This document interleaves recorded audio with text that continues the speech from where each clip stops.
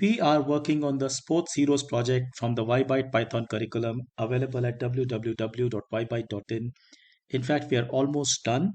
But before wrapping up the entire series of videos, I thought I'll introduce you to something which is a very interesting aspect of what we have been doing, a formula from the mathematics of set theory. Let's just take a step back and see what we have done. We started with, the data for Wimbledon. We found out that there are 22 people, 22 sports person, 22 exceptionally gifted sports players who have won this tournament in the last, let's say, from 1968 onwards. When I looked at the French Open, there were 28 such people. So remember 22 and 28.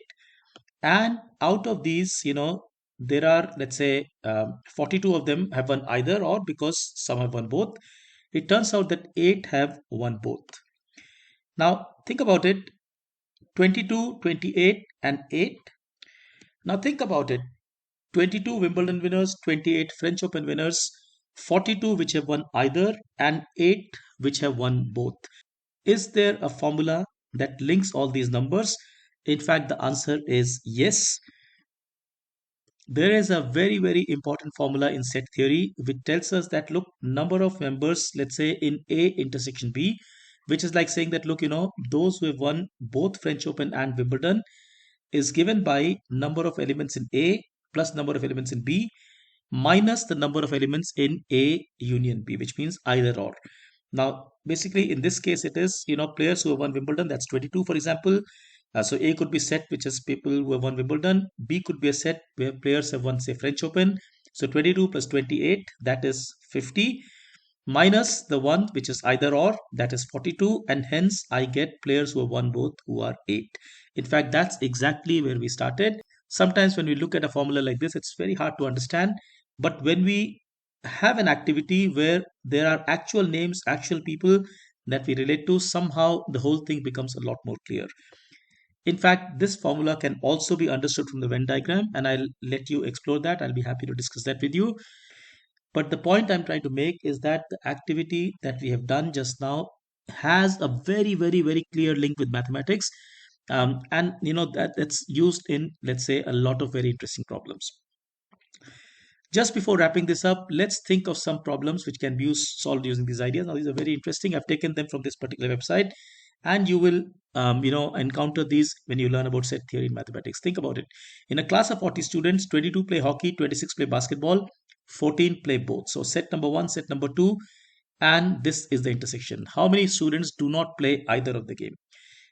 In a survey of 60 people, 25 like tea, 30 like coffee, 10 like both. How many liked only tea? A survey of 100 students found that 70 students like pizza, 75 like burgers, 60 like both. How many like neither pizza nor burgers? Survey of 50 people, 28 like tea, 26 like coffee, 12 like both, who like only coffee. Now think about it. How similar are these questions to the questions that we have handled? People winning only Wimbledon, not French Open, people winning only French Open, not Wimbledon, people winning one of the two, not both, or let's say people winning both, or people winning either Wimbledon or, let's say French Open, right? Um, these kind of questions are really directly in the purview of what we have done, and that's what makes thinking about set theory very, very interesting. Of course, for our project, we are done. You're all set for your project right now. Just like any other project, you can, extend this in many, many different ways. For example, you can apply the ideas that we have used to different sports, perhaps different categories within sport, and so on and so forth. You might want to take some other, let's say,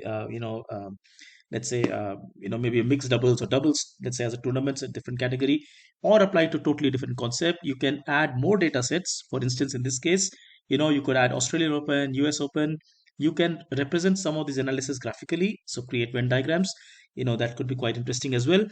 You can organize the data that you present in analysis.dat in some, let's say, specific manner. So you can say, okay, look, those people who won the tournament the most will be first displayed, and then, let's say, subsequently others are displayed, right? You can add more insights. So you can ask questions like, okay, look, somebody has won this, let's say, more than once. Did they win this in consecutive years, right? Or did they win this, let's say, after a certain gap, and so on, right? You can make the comparative analysis function flexible in the sense that I can give it, let's say, not just two sets, but I can give it any number of sets and it will do the operations for me in a nice way. So that requires a little bit of rethinking on how you want to write the code, but it's generally a good, a pretty interesting exercise, I would say. So as always, there are enough and more ways to expand this activity.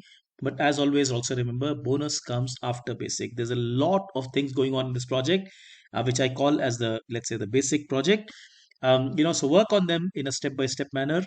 Uh, Happy to guide, happy to discuss in case you want to have any, if you have any questions, but enjoy the process. The entire YByte curriculum is based on we building activities through which we apply concepts and learn them much better. Look at our website www.ybyte.in, where you will find many, many, many such activities, just like the Sports Heroes project that we have been doing, in this series of videos. Enjoy programming, enjoy Python, and take care. Thank you so much. Bye bye.